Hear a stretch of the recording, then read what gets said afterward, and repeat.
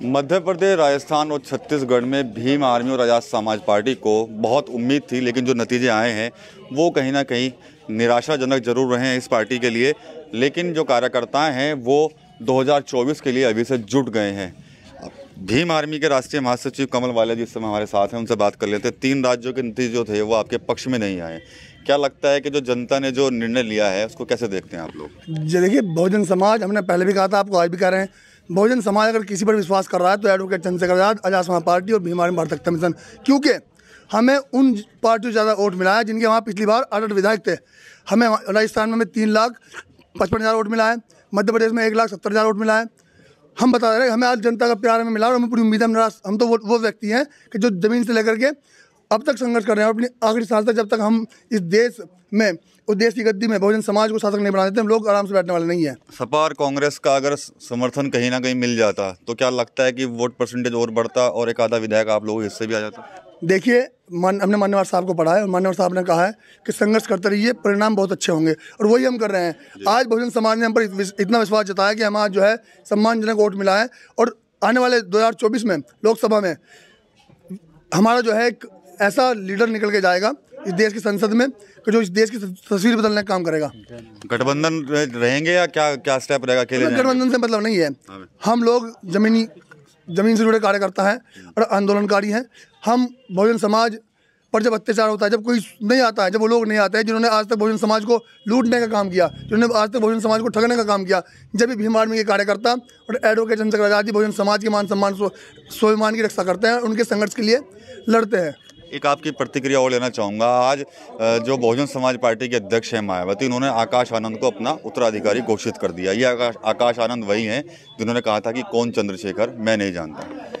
देखिए, कौन क्या कर रहा है हम नहीं जानते। हमें इतना पता कि आज बहुजन समाज इस देश में परिवर्तन चाहता है, और परिवर्तन चाहता है एडवोकेट चंद्रशेखर आज़ाद जी के रूप में, और इसका परिणाम 2024 में आप सबके सामने होगा।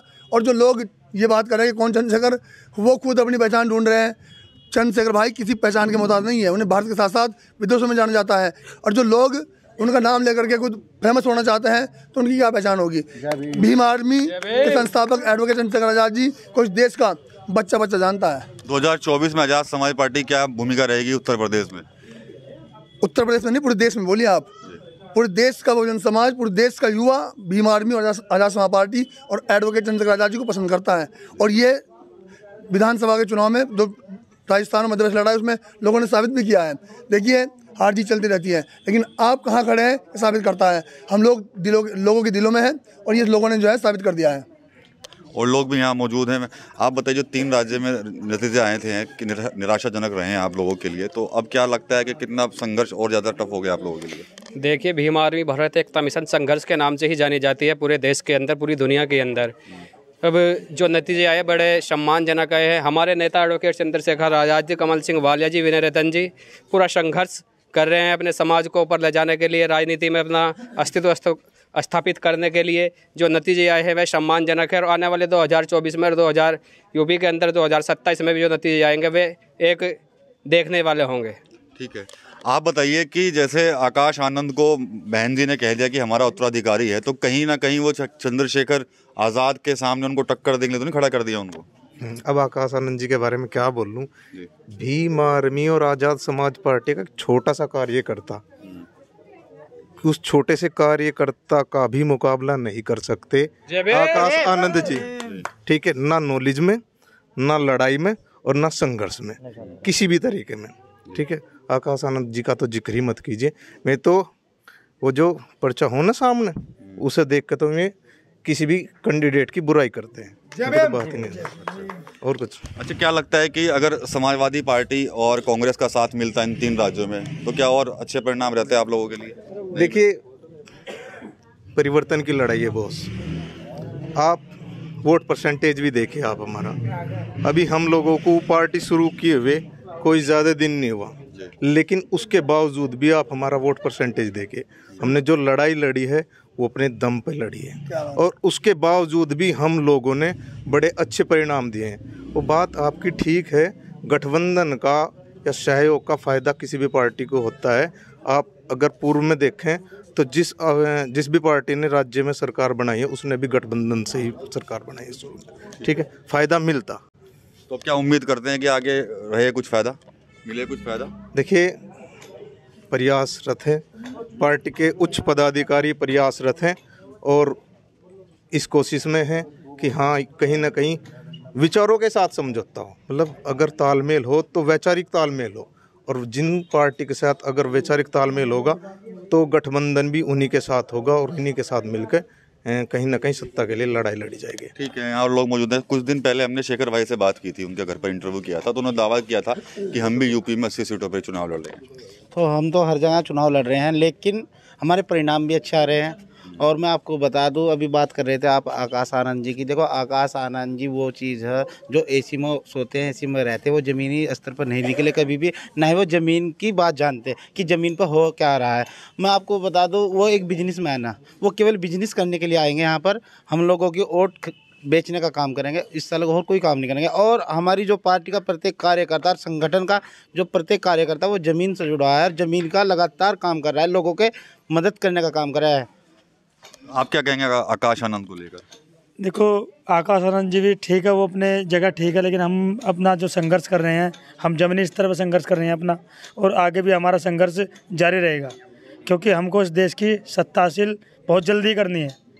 अच्छा, एक आखिरी सवाल आपसे पूछूंगा कमल भैया, कि जिस तरह से आकाश आनंद को प्रेजेंट किया जाए, तो कहीं ना कहीं लग रहा है आपको भी कि चंद्रशेखर आज़ाद के सामने एक दलितों का एक नया नेता खड़ा करने की कोशिश कर रही है मायावती? नेता नहीं, डर, डर कहिए, डर। ये डर है, आज सबको लग रहा है कि इस देश की सत्ता परिवर्तन अगर कोई कर सकता है तो है एडवोकेट चंद्रशेखर आज़ाद। तो इसलिए उन्हें कमज़ोर करने के लिए वो लोग तरह तरह के हथकंडे अपनाए हैं, तरह तरह के व्यक्तियों को खड़ा कर रहे हैं। फर्क नहीं पड़ने वाला है, क्योंकि वो शख्स 24 घंटे में 22 घंटे जागता है, जाग करके इस बहुजन समाज के मान सम्मान स्वाभिमान की बात करता है, इन बहनों के मान सम्मान स्वाभिमान की बात करता है। तो उसे तो कोई रोक ही नहीं सकता।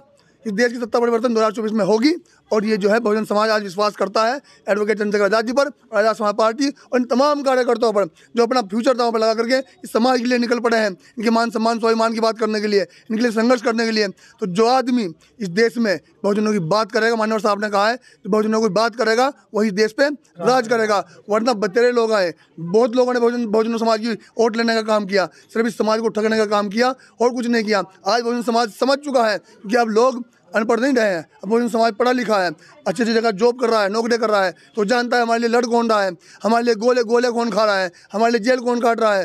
तो जो लोग पहचान ही भाई के नाम से ढूंढ रहे हो, चंद्रशेखर भाई के नाम से पहचान ढूंढ रहे हो, वो क्या मुकाबला करेंगे? अरे बाहर निकले ना, आप आइए, आप बाहर फील्ड में छोड़िए अपना घर। अब ऐसे के बिना तो चलते नहीं है। चंद्रशेखर भाई अभी आपने देखा, अभी 2 महीने में अपने घर आए, 3 दिन के लिए मात्र। जो आदमी 24 घंटे में 22 घंटे जाग रहा हो और 22 घंटे समाज के बारे में सोचता हो, तो उसे कौन रोक सकता है?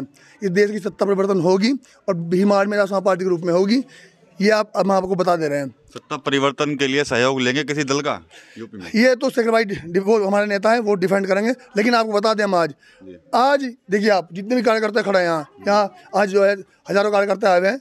आज हमारी सालगिरह है, किसी कार्यकर्ता का आप चेहरे पर नाराजगी नहीं, क्या नाम, ये नहीं देखेंगे मायूसी, सबके चेहरे पर खुशी, क्योंकि हम संघर्ष कर रहे हैं, हम रुकने वाले नहीं है। हमें पता है कि हमें संघर्ष से मिला जो मिला है, और आगे भी जो मिलेगा वो संघर्ष से ही मिलेगा।